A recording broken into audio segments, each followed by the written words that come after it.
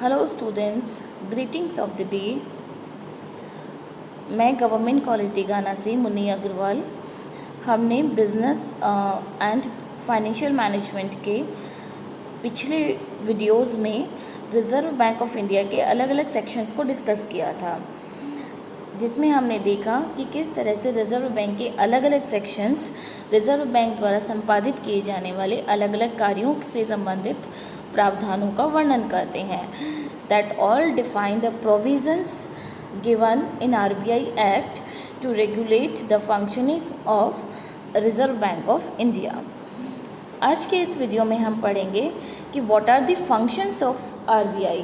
Reserve Bank of India क्या कार्य करता है, RBI हमारी कंट्री के लिए किस तरह से इम्पॉर्टेंट है, वह गवर्नमेंट के लिए, बैंकर्स के लिए तथा पब्लिक के लिए किस तरह से अलग अलग फंक्शंस परफॉर्म करता है। So this video will discuss about the functions of RBI। देखिए, रिज़र्व बैंक ऑफ इंडिया क्या है। Reserve Bank of India India का वह सेंट्रल बैंक है। देखिए, कंफ्यूज नहीं होना है। Central bank of India is different, ये कमर्शियल बैंक है, and India central bank, India का केंद्रीय बैंक जिसको अपेक्स बैंक हम कह सकते हैं, वो क्या है, reserve Bank of India, which controls the issue and supply of Indian रुपी।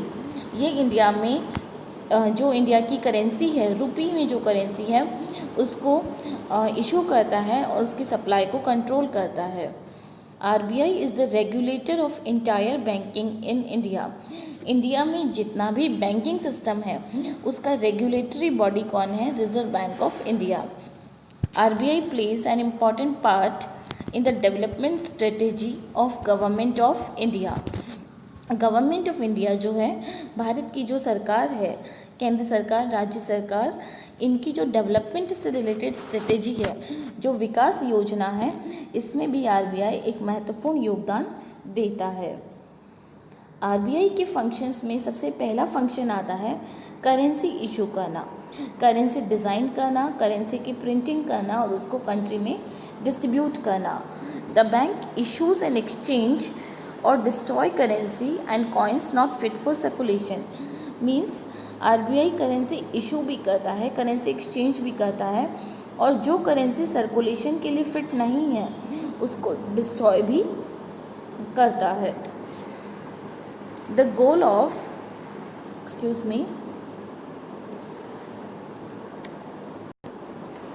और इसमें RBI का मेन उद्देश्य क्या है कि इंडिया में, कंट्री में केवल उन्हीं करेंसी का सर्कुलेशन हो जो कि क्लीन करेंसी हो और जेन्युइन नोट्स हो। मीन्स ना तो जाली नोट हो, ना ऐसी करेंसी हो जिसे केंद्र सरकार द्वारा वापस ले लिया गया हो। जैसे 500 रुपये और 1000 रुपये के नोट्स का डीमोनेटाइजेशन हुआ तो वो अब जेन्युइन नोट्स नहीं हैं, तो उनकी सप्लाई को रोकना, उनको वापस से लेना, डिस्ट्रॉय करना, और जो प्रचलन में करेंसी है, जो क्लीन और जेन्युइन करेंसी है, उसकी एडिक्वेट सप्लाई, पर्याप्त सप्लाई देश में होना चाहिए। This is the main goal of this function of RBI।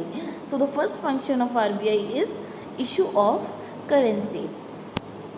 Next is RBI का जो फंक्शन है, that is banker to the government.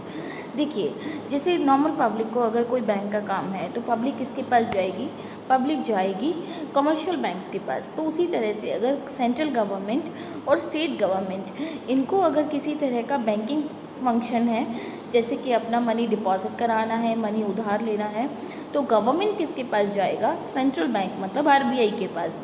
तो जिस तरह से पब्लिक के लिए बैंकर है कमर्शियल बैंक्स, उसी तरह से गवर्नमेंट के लिए जो बैंकर है वो कौन है, RBI, जो ये performs merchant banking function for the central and state government. तो इसलिए this is banker for the government. Next is banker to bank. Banker to bank means what. जिस तरह से गवर्नमेंट के लिए RBI बैंकर का काम करता है, उसी तरह से कमर्शियल बैंक्स के लिए भी RBI किसका काम करता है, बैंकर का। जैसे कि अगर मेरे पास कुछ पैसा ज़्यादा है, मेरे पास लिक्विडिटी ज़्यादा है, मैं उस मनी को कहाँ जाके डिपॉजिट करवाऊँगी, किसी भी कमर्शियल बैंक में। लेकिन अगर कमर्शियल बैंक्स के पास मनी ज़्यादा है तो वो अपनी एक्स्ट्रा मनी को कहाँ पार्क करेंगे, RBI के पास। तो बैंक्स के लिए बैंकर का काम भी कौन करता है, RBI का। आरबीआई जो इंटर बैंकिंग ट्रांजेक्शन्स है, मीन्स एक बैंक के दूसरे बैंक में जो भी ट्रांजेक्शन है उनको भी ऑनलाइन सेटल करता है through a clearing house function. जैसे सपोज़ आपके पास में कोई एक चेक है जो कि पंजाब नेशनल बैंक से लिखा हुआ है, लेकिन आपका अकाउंट जो है वो स्टेट बैंक ऑफ इंडिया में है, तो आप उस चेक को स्टेट बैंक ऑफ इंडिया में जाके डिपॉजिट करेंगे। अब स्टेट बैंक ऑफ इंडिया आपके लिए पंजाब नेशनल बैंक से पैसा लेगा और आपके एसबीआई अकाउंट में क्रेडिट करेगा। तो ये सारा ट्रांजैक्शन पहले मैनुअल होता था। अब रिज़र्व बैंक ऑफ इंडिया का एक क्लियरिंग हाउस फंक्शन है जिसमें सारे बैंक्स के करंट अकाउंट्स आरबीआई के पास ओपन है। तो इस तरह से इंटर बैंकिंग ट्रांजेक्शन्स को सेटल करने में हेल्प करता है कौन? RBI. All banks operating in country have accounts with the RBI. Reserve bank के पास में सारे बैंक्स के अकाउंट्स होते हैं। Next function is custodian of foreign exchange. जो भी फॉरेन एक्सचेंज है, मीन्स हमारी करेंसी के अलावा, रुपी के अलावा जो भी करेंसीज़ है जैसे कि डॉलर, यूरो, येन, ये सब हमारे लिए क्या है? Foreign currencies. तो फॉरेन करेंसीज़ की एक्सचेंज रेट को मैनेज करने का काम कौन करता है? Reserve Bank of India. RBI buy and sell foreign currency to maintain the exchange rate of Indian rupee versus foreign currencies. Means Indian rupee की फॉरेन करेंसीज में रेट को स्टेबल रखने के लिए, एक लिमिट में रखने के लिए, मेंटेन करके रखने के लिए आरबीआई क्या करता है? आरबीआई फॉरेन करेंसीज की बाइंग और सेलिंग करता रहता है। जैसे सपोज डॉलर की रेट हाई हो गई, डॉलर महंगा हो गया रुपी के बदले, तो डॉलर की रेट को कम करने के लिए आरबीआई क्या करेगा? उस डॉलर की सप्लाई स्टार्ट करेगा। आरबीआई के पास जो डॉलर के रिज़र्व है उसको ओपन मार्केट में सेल करेगा, जिससे डॉलर की सप्लाई इंक्रीज़ होगी और सप्लाई इंक्रीज़ होने से डॉलर की रेट कम हो जाएगी। तो फॉरेन एक्सचेंज रेट को मेंटेन करने के लिए आरबीआई कंटिन्यूस फॉरेन करेंसीज को बाय करता है और सेल करता है। और ये फॉरेन एक्सचेंज जितना भी इंडिया में के पास फॉरेक्स रिज़र्व है उसका कस्टोडियन भी आरबीआई है। और यह FEMA act, foreign exchange management act, इसको मैनेज करता है। So the function of RBI is custodian of foreign exchange. Next function of Reserve Bank of India is credit control. देखिए, इंडिया के जितने भी बैंकिंग इंस्टीट्यूशंस और नॉन बैंकिंग फाइनेंशियल इंस्टीट्यूशंस जो loan provide करते हैं, जो क्रेडिट सप्लाई करते हैं, उसको कंट्रोल करने का काम भी आरबीआई करता है। तो पहला क्वेश्चन ये आता है कि क्रेडिट को कंट्रोल करना क्यों ज़रूरी है? क्रेडिट कंट्रोल करना इसलिए ज़रूरी है ताकि कंट्री में जो मनी की सप्लाई है वो ना तो ज़रूरत से ज़्यादा हो ना कम हो, क्योंकि मनी की सप्लाई ज़्यादा होने से महंगाई बढ़ती है, क्योंकि डिमांड इंक्रीज़ होती है। और अगर मनी की सप्लाई कम होगी, कंट्री में लोगों के पास पैसा अगर कम होगा तो क्या होगा? तो होगा ये कि लोगों के पास कंजम्पशन के लिए मनी नहीं बचेगा, डिमांड करने के लिए पैसा नहीं बचेगा, और डिमांड का लेवल कम होने से सारी इकोनॉमिक एक्टिविटीज़ का लेवल भी डाउन हो जाएगा। इसलिए कंट्री में मनी की सप्लाई को कंट्रोल में रखने के लिए आरबीआई क्रेडिट कंट्रोल का काम करता है। So this is a major weapon of RBI which is used to control demand and supply of money in economy. RBI credit control का काम करता है अलग अलग पॉलिसी रेट से, like bank rate, repo rate, reverse repo rate, MSF, उसके अलावा कुछ reserve ratios, cash reserve ratio, statutory liquidity ratio, और उसके अलावा ओपन मार्केट ऑपरेशंस जिसमें गवर्नमेंट की सिक्योरिटीज़ को बाय और सेल करने का काम भी कौन करता है? Reserve Bank of India. So these all are the major tools which are used by Reserve Bank of India to control the credit। हमारी कंट्री में क्रेडिट को कंट्रोल करता है। क्रेडिट इज साख का नियंत्रण करता है। ये तो थे रिजर्व बैंक ऑफ इंडिया के मॉनेटरी फंक्शंस, मनी से रिलेटेड फंक्शंस। अब there are certain non monetary functions of Reserve Bank of India, जिसमें क्या आता है? देखिए, besides performing the traditional functions of central bank, central bank के जो भी ट्रेडिशनल फंक्शंस हैं जो अभी तक हमने पढ़े हैं उनको हम क्या कहते हैं? Traditional functions. अब उनके अलावा Reserve Bank of India also perform following functions. पहला आता है collection and publication of data. देखिए, Reserve Bank of India data publish करवाने का काम भी करता है, और डेटा पब्लिश कराने के लिए डेटा कलेक्ट तो करना ही रहेगा। इसके लिए आरबीआई में एक सेपरेट डिपार्टमेंट है स्टैटिस्टिक्स का, जिसमें डेटा कलेक्ट होता है, डेटा कंपाइल होता है। कलेक्ट होने का मतलब तो जहाँ पे भी डेटा अवेलेबल है वहाँ से डेटा को लेकर आना, और कंपाइलेशन का मतलब होता है कि जो सिमिलर डेटा है उसको एक साइड में रखना, डेटा को कैटेगराइज करना, डेटा की टेबुलेशन करना, डेटा के ऊपर फार्मूलाज लगाना, कैलकुलेशन करना। सो this is compilation of data. उसके बाद में डिसेमिनेटिंग स्टैटिस्टिकल इन्फॉर्मेशन, उससे कोई रेलेवेंट इन्फॉर्मेशन, उपयोगी सूचना निकाल कर लाना।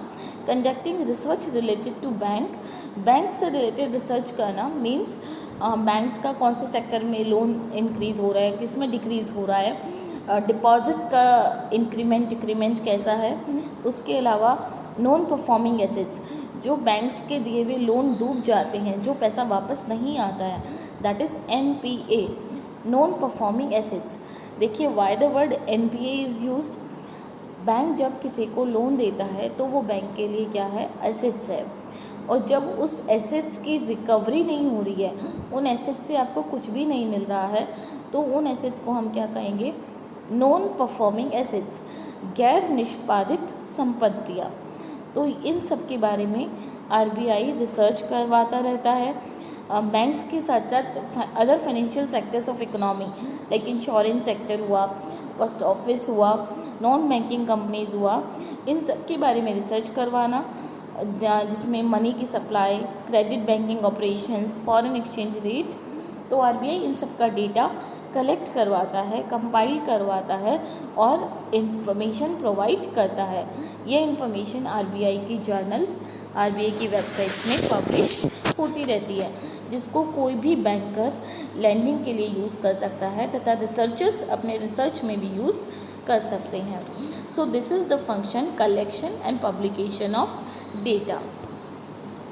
फिर आता है regulation and supervision. RBI regulator और सुपरवाइज़र का काम तो करता ही है। The reserve bank act and banking act both have conferred extensive powers of regulation and supervisions to the RBI over commercial and cooperative banks to check malpractices and protect interest of the investors। RBI को ये regulation और supervision करने का अधिकार जो है वो मिलता है आरबीआई अधिनियम और बैंकिंग अधिनियम के तहत। ये दोनों ही अधिनियम जो हैं वो आरबीआई को बहुत सारी शक्तियाँ प्रदान करते हैं, जिससे आरबीआई कमर्शियल बैंक और कोऑपरेटिव बैंक्स, इन दोनों ही बैंक्स का रेगुलेशन कर सकता है, सुपरविज़न कर सकता है, इनको नोटिस भेज सकता है, पेनल्टी लगा सकता है, इनको सील कर सकता है। सो इनका मेन एम क्या है, बैंक्स में जो धांधली, जो धोखेबाजी होती है, या जो बैंकिंग के एम्प्लॉयज़ जो है कभी कभी गबन कर जाते हैं, तो उन सब को रोकना, और जो भी इन्वेस्टर्स है, जो भी जमा करता है, उनके हितों की रक्षा करना है। इस तरह से आरबीआई रेगुलेशन और सुपरविज़न का कार्य करता है। फिर आता है डेवलपमेंट एंड प्रमोशन। आरबीआई सिर्फ मॉनेटरी काम नहीं करता, आरबीआई सिर्फ बैंक से रिलेटेड काम नहीं करता, आरबीआई पूरे देश के डेवलपमेंट और प्रमोशन के लिए भी काम करता है, जिसके लिए सबसे इम्पॉर्टेंट होता है कि लोगों की बैंकिंग हैबिट्स इंक्रीज़ हो, लोगों में बचत की आदत इंक्रीज़ हो। लेकिन बचत करके वो पैसा घर में जमा करने से कंट्री में मनी की सर्कुलेशन नहीं बढ़ेगी। उसके लिए करना क्या रहेगा कि लोगों की सेविंग हैबिट्स इंक्रीज़ हो, और सेविंग करके वो पैसा बैंक्स में रखे, मतलब बैंकिंग हैबिट्स इंक्रीज़ हो। उसके साथ साथ development of the institutional agriculture. Institutional agriculture का मतलब ये हो कि कोई भी किसान, कोई भी फार्मर अपनी क्रॉप्स को डायरेक्टली सेल ना करे, इससे उनको नुकसान हो सकता है, क्योंकि हो सकता है कि उनको उनका फेयर प्राइस ना मिले। तो इंस्टीट्यूशंस से जुड़े, फार्मर्स इंस्टीट्यूशन से जुड़े और उसके थ्रू अपनी बाइंग और सेलिंग करें, ताकि उनको अपनी क्रॉप्स का फेयर प्राइस मिल सके। तो development of institutional agriculture and other rural activities like जो भी स्मॉल, जो भी माइक्रो लेवल के इंडस्ट्रीज़ हैं, उनको प्रमोट करना। और these are the focus right of RBI. RBI का मेन जो फोकस कंसर्न है वो एग्रीकल्चर सेक्टर को डेवलप करना, रूरल एक्टिविटीज़ को डेवलप करना और लोगों में छोटी छोटी सेविंग्स और बैंकिंग हैबिट्स को डेवलप करना है। तो इस तरह से हमने पढ़ा functions of RBI. Taking a quick review, हम देखते हैं कि रिजर्व बैंक ऑफ इंडिया के फंक्शंस में सबसे पहला है करेंसी इशू करना, गवर्नमेंट के लिए बैंकर का काम, गवर्नमेंट के लिए एडवाइज़र का काम, गवर्नमेंट के लिए एजेंट का काम करना, फिर बैंक्स के लिए बैंकर का काम करना, फॉरेन एक्सचेंज का कस्टोडियन, कंट्री में क्रेडिट सप्लाई का कंट्रोल करना मतलब साख का नियंत्रण करना। नॉन मॉनेटरी फंक्शंस में आता है डेटा कलेक्ट और पब्लिश करवाना, रेगुलेटर और सुपरवाइज़र का काम करना और कंट्री के डेवलपमेंट एंड प्रमोशन के लिए काम करना। ये सब थे रिजर्व बैंक ऑफ इंडिया के functions. I hope you are clear with the lecture. Thank you.